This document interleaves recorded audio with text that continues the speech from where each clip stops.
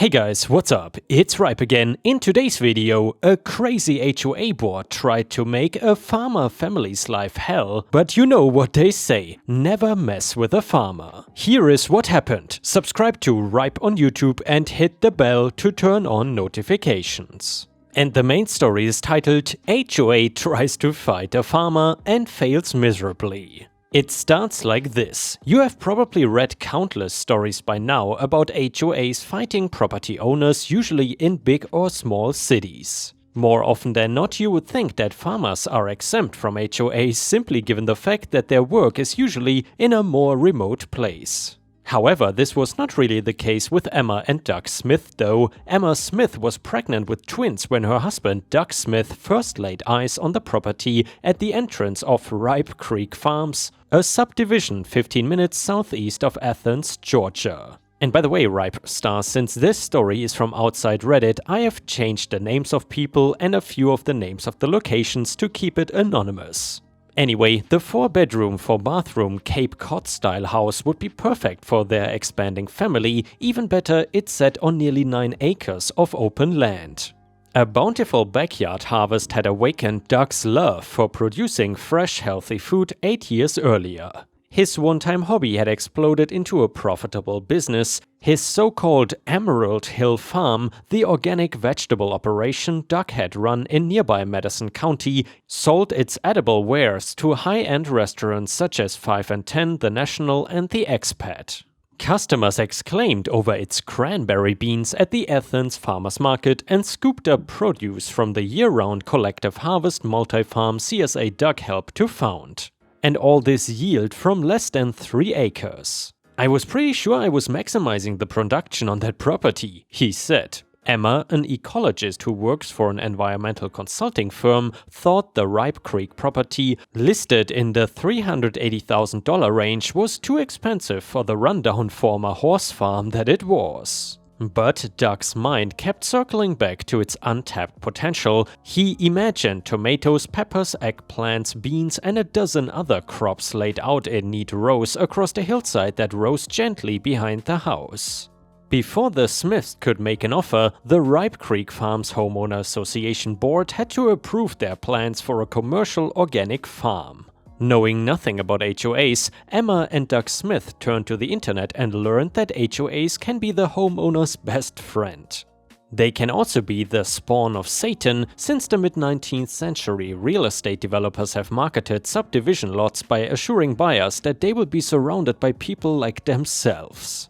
HOA deed restrictions and covenants have been used to exclude Black, Jewish, or Asian people from developments depending on the prejudices of the time and region. The Smiths studied Ripe Creek Farms' HOA covenants and crafted a detailed letter to the HOA board laying out how an organic farm could operate within the neighborhood rules. As they saw it, their modest farming operation would not disturb the 50-odd homeowners who would be their neighbors on Millstone Circle, which loops around woods and a pond like a lariat dropped by a giant cowhand. Looking back, they should have hired a lawyer.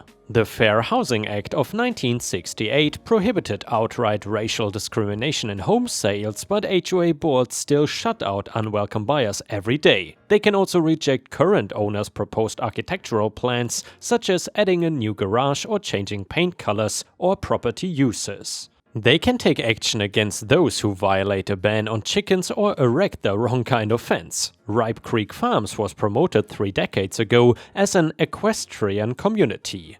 But the HOA board recently refused to approve a potential buyer with horses. The Smiths' proposal reached Sarah Houston, the then HOA president, while she was traveling in Europe. She was thrilled to hear from young people in their 30s who owned a successful farming business. She was delighted that they wanted to take on the blighted property at the subdivision entrance. For most of the 24 years that she has lived at Ripe Creek Farms, it's been an eyesore and the site of several failed agricultural enterprises that had been largely blocked by the HOA board. So in July 2018, Doug and Emma met with the HOA board at Asa Boynton's stately brick home on Millstone Circle, a short walk from the house they hoped to make their own. Ahead of the meeting, Cindy Hickson, the board's vice president, circulated a list of possible conflicts between the farmers' plans and the covenants. The Smiths had anticipated questions about employee parking and bathroom facilities, but there was no way to promise the 5 voting members that no resident would be offended by deer fencing or hop houses, essentially big greenhouses sheathed in translucent plastic instead of glass. The HOA's lawyer said that nothing in the Smiths' proposal violated the covenants. 4 members voted in favor of the Smiths' proposal, host Asa Boynton voted against it. Or Asa, I'm not exactly sure how to pronounce that name, but I suppose Asa is correct.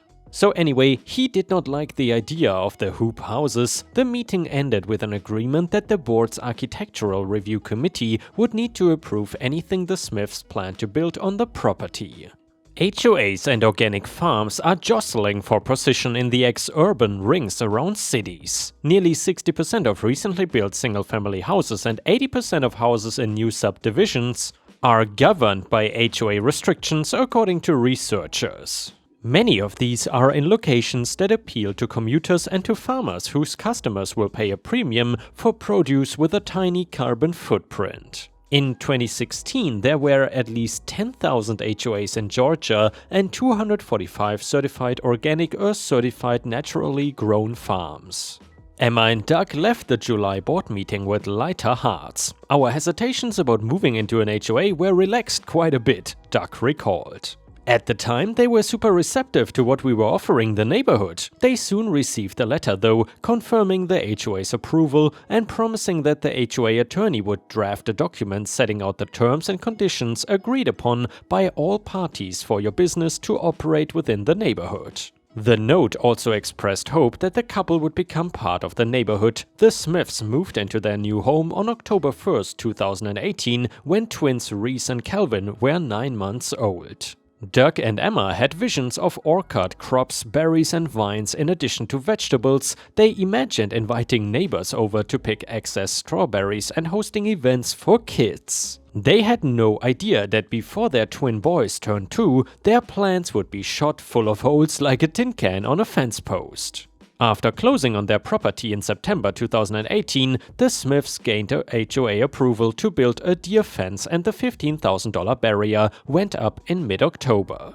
It is made of wire strung on metal poles precisely 10 feet inside the decorative 4-board horse fence flanking the entrance to Ripe Creek Farms. The next step would be installing a mix of evergreen and deciduous trees and shrubs in the lane between the fences, which in 3 to 5 years would grow to conceal the wire fence. Objections to the fence surfaced during the HOA's annual membership meeting. Resident Cecil Wims said the board had acted with a liberal interpretation of the covenants when they approved the Smiths' proposal and said that he now found the new deer fence aesthetically offensive. Several others agreed. Other residents said that it was too late to revoke approval now that the Smiths had invested so heavily in the property and that the farm would be an asset to Ripe Creek in the long run. New board members insisted that Doug buys larger trees to screen the fence, trees the Smiths simply could not afford, and dismissed the hoop house plans as woefully inadequate. "I went home and told Emma that we were in a world of trouble," Doug said. Meanwhile, Doug needed a way to start and protect seedlings as the weather turned colder. He submitted plans for a small prefabricated greenhouse which the board approved. But in practice, the small structure was not big enough to help what would be acres upon acres of baby plants. Over the next year, Doug submitted plans for hoop houses on at least 5 occasions as membership on the board changed again and again. He received approval once, and then Wims, who built one of the neighborhood's original houses in 1991, filed an emergency motion asking the local superior court to order the Smiths to stop farming immediately. The judge did not completely agree, but he appointed a University of Georgia law professor to oversee the election of a new board. In court, Wims appeared in understated, well-tailored clothes.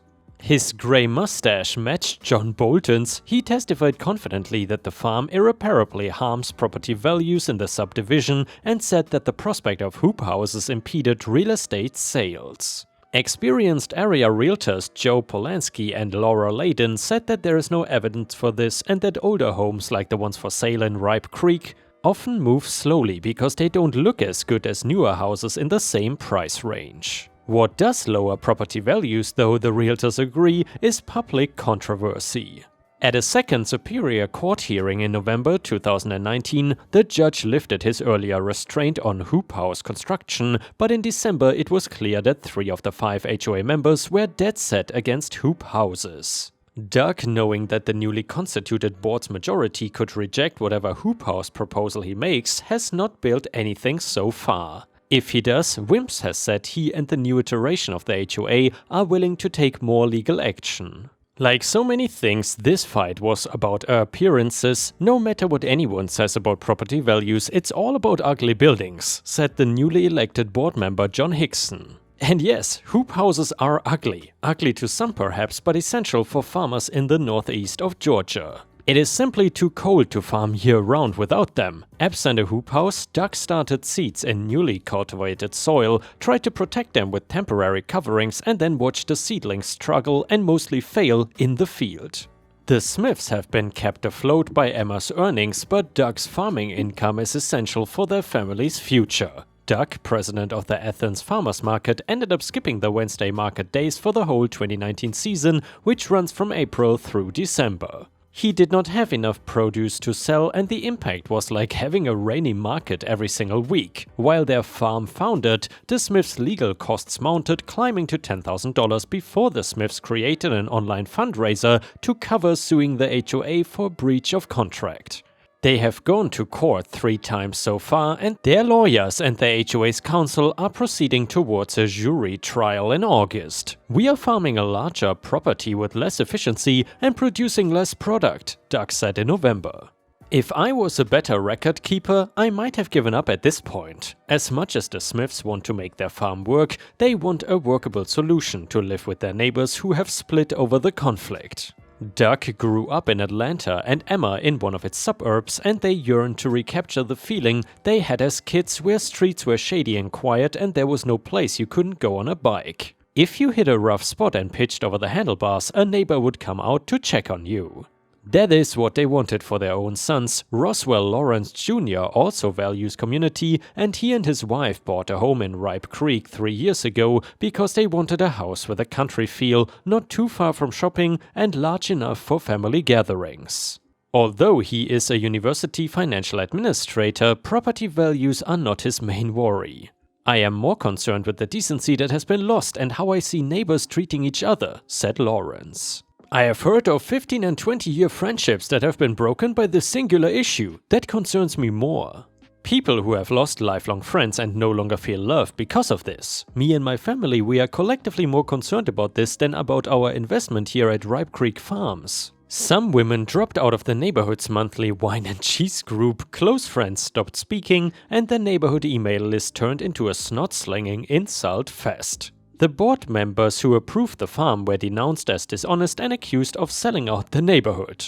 The farmer's most vocal adversary was called a bully and a junior Trump who cared only about winning. Faced with this conflict, Doug had to make a big change. He found a path forward and solidarity in the Athens Farmers Market community, whose veterans have mentored him since he first got serious about organic growing. Another market vendor, Frontfield Farm, is less than 5 miles away from Ripe Creek.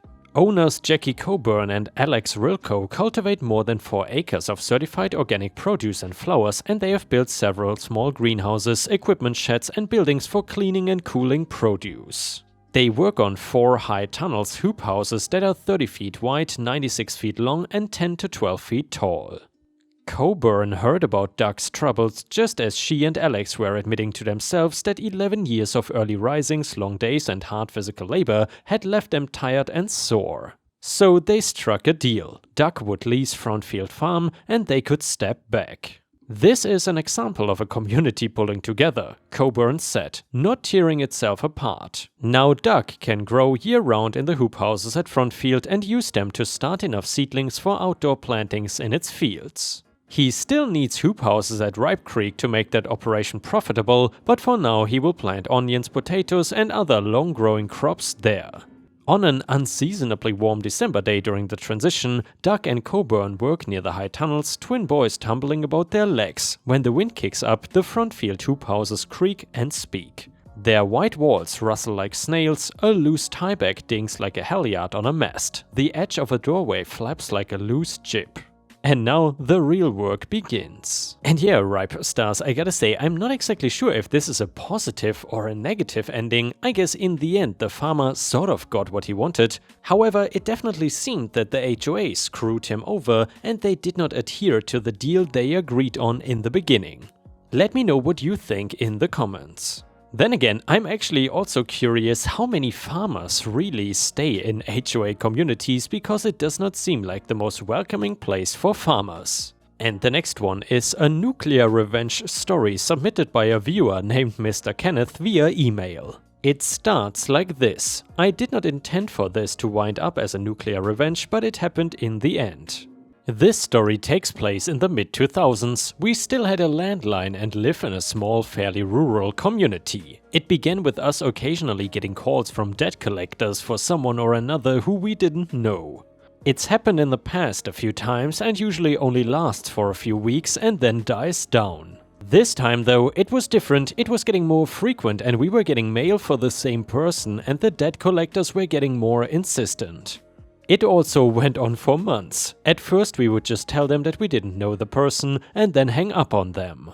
But as time went on, they would occasionally threaten to come by and take our stuff. We eventually started daring them to come by after we learned that they didn't really have any power to do anything to us, and telling them we would just call the police and get everything squared away and show them that we were telling the truth.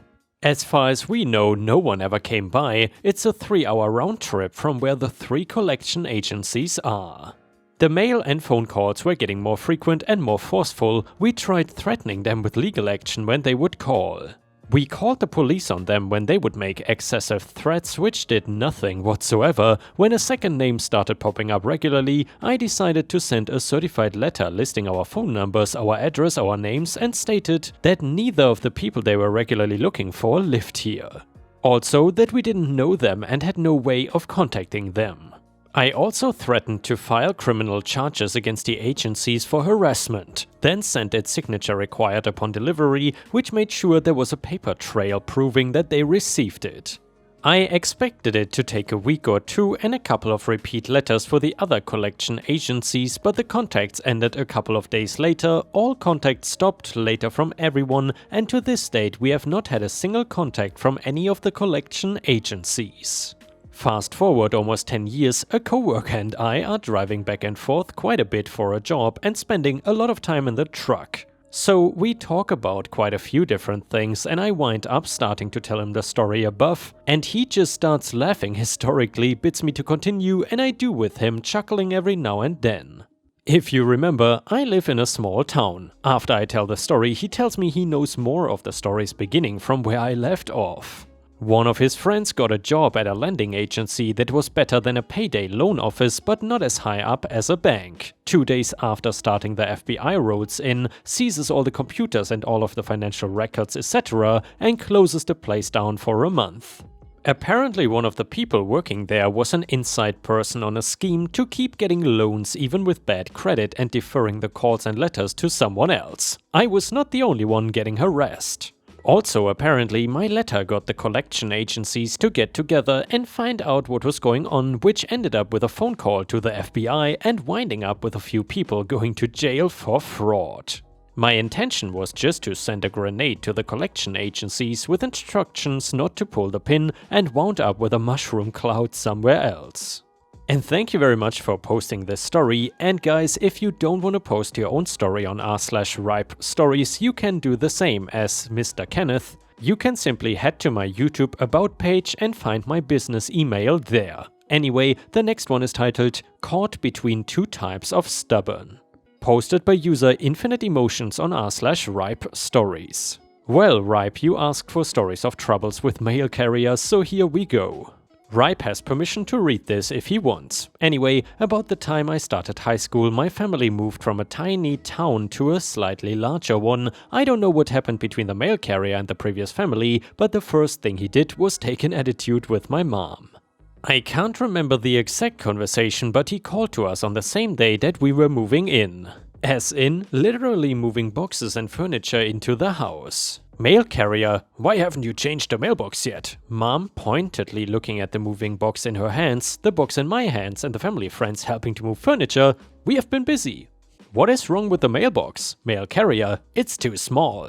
For context, in our area all mailboxes for sale are approved by the post office and you have to get a permit for homemade mailboxes. This was a mass-produced typical aluminium mailbox big enough for several letters, a newspaper and a small package at the same time. Mom said, "It looks good to me." Mail carrier, "You have to get a new one because I said so." Mom, "No I don't." Mail carrier, "I won't deliver your mail if you don't." Mom, "You don't have the authority to stop delivering our mail." So then the mail carrier messed with our mail. I have no idea what he actually did, but everything was severely late. We had problems with bills arriving on time for years and the water company refused to let us pay the bill unless we had the bill in hand, which was all kinds of fun. Or rather, not fun. Mail was severely messed up and my notice for senior class pictures in 2004 did not arrive until 2K13, making me the only senior who was not in the yearbook. But also, my mom is also spiteful. As soon as the carrier transferred to a new route and we got a new carrier, we also got a new, much larger, still approved mailbox. And word on the grapevine is that the previous mail carrier nearly had a stroke from hearing about how nice and considerate my mother was from the new carrier. And yeah, ripe stars, I'm really curious if that is legal, that the mail carrier can mess with your mail like that. Considering I think that in some states in the US, shenanigans related to mail can be considered a federal crime as far as I know, I'm pretty sure that the mail carrier could have gotten into huge trouble. But either way, thank you so much for watching and I hope to see you again tomorrow.